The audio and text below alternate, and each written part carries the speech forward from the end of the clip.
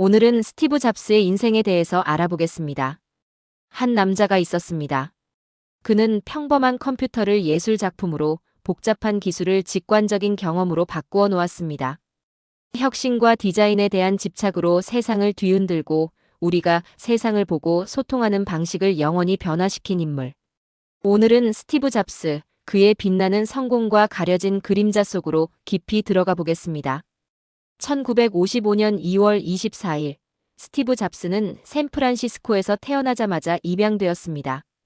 그의 생모는 미혼모였고 잡스는 폴 잡스와 클라라 잡스 부부의 손에 길러졌죠. 그는 어린 시절부터 호기심 많고 남다른 통찰력을 가진 아이였습니다. 기계에 대한 흥미가 많아 아버지가 차고에서 기계 조립하는 것을 어깨너머로 배우며 성장했습니다. 고등학교 시절, 그는 엉뚱하고 자유분방한 기질을 보였습니다. 독서와 명상에 심취했고 히피 문화에 빠져들며 동양 철학과 정신 세계에 관심을 가졌습니다. 대학에 진학했지만 흥미를 느끼지 못해 한 학기 만에 중퇴하고 히치하이킹을 하며 인도 여행을 떠나기도 했습니다. 이러한 경험들은 훗날 그의 디자인 철학과 제품에 대한 비전에 깊은 영향을 미쳤습니다.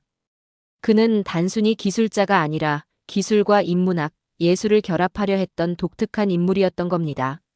1970년대 중반 잡스는 캘리포니아의 홈브루 컴퓨터 클럽에서 스티브 워즈니악을 만납니다. 워즈니악은 천재적인 공학자였고 잡스는 뛰어난 사업가이자 비전가였습니다.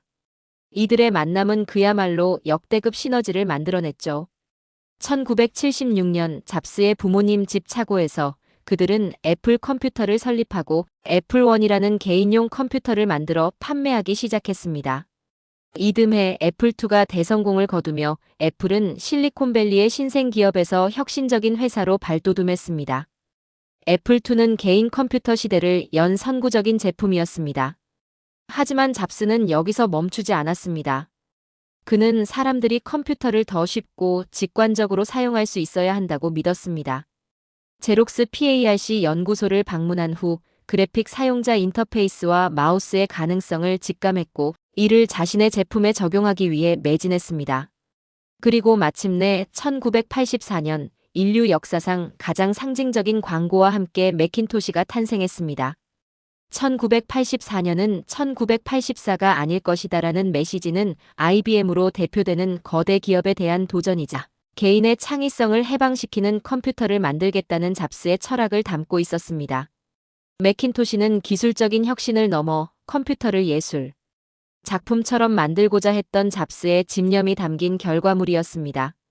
매킨토시의 혁신적인 성공에도 불구하고 잡스의 독선적인 리더십과 완벽주의는 회사 내부에서 갈등을 빚어냈습니다.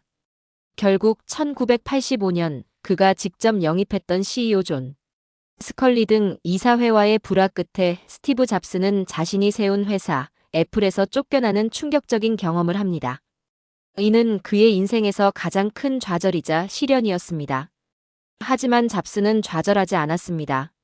인생은 벽돌로 머리를 맞는 것과 같다는 그의 말처럼 그는 이 경험을 통해 더욱 강해졌습니다.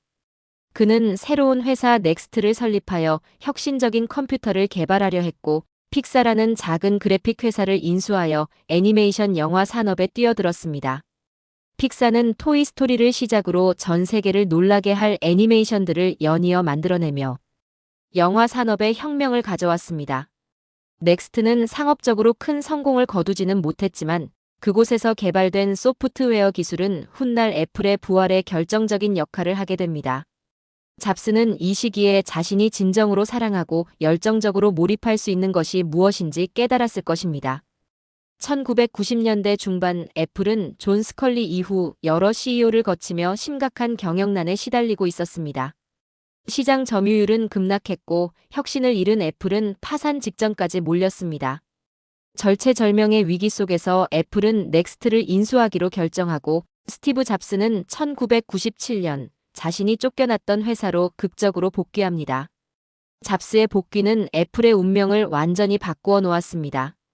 그는 복귀하자마자 비효율적인 제품 라인을 정리하고 디자인과 사용자 경험을 최우선으로 하는 혁신적인 제품 개발에 박차를 가했습니다. 1998년 강렬한 디자인의 아이맥이 출시되며 애플은 다시금 주목받기 시작했습니다. 그리고 2001년 주머니 속의 천곡이라는 슬로건과 함께 아이팟이 등장하며 디지털 음악 시장을 완전히 뒤흔들었습니다. 아이튠즈와 아이팟의 결합은 음악 감상 방식을 혁신했고 애플은 다시금 혁신의 아이콘으로 떠올랐습니다. 하지만 잡스의 가장 위대한 유산은 바로 아이폰입니다. 2007년 그는 단 하나의 기기로 휴대전화, 아이팟, 인터넷 통신 장치를 결합한 아이폰을 발표하며 세상을 충격에 빠뜨렸습니다. 아이폰은 스마트폰 시대를 열었고 인류가 세상을 인식하고 정보를 얻으며 소통하는 방식을 근본적으로 변화시켰습니다.